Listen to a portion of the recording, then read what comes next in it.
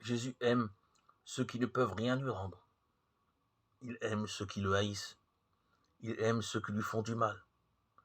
Et on le lui reproche. Car dans la mentalité des hommes de son temps, ce n'était pas rien que Jésus qui allait manger avec des gens impurs. Pourquoi vas-tu manger avec les publicains et les pécheurs? Comment vas-tu te mêler à eux? C'est un glouton, dira-t-on de lui. C'est un ivrogne.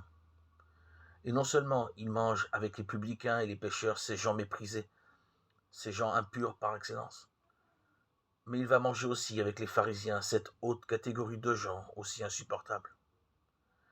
Et c'est là qu'arrive ce bouleversant épisode, Luc 7, 36, 50, où Jésus se laisse comme envahir par la pécheresse.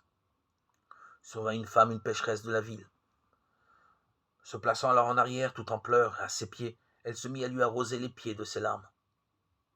Puis elle les essuyait avec ses cheveux, les couvrait de baisers, les oignait de parfums.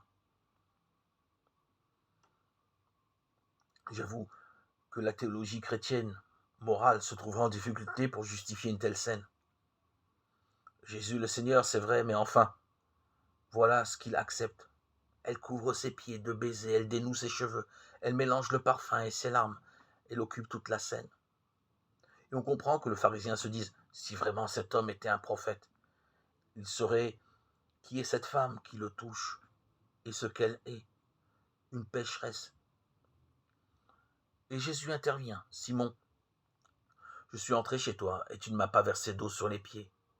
Elle, au contraire, m'a arrosé les pieds de ses larmes et les a essuyés avec ses cheveux. Tu ne m'as pas donné de baiser. Elle, au contraire, depuis que je suis entré, n'a cessé de me couvrir les pieds de baisers.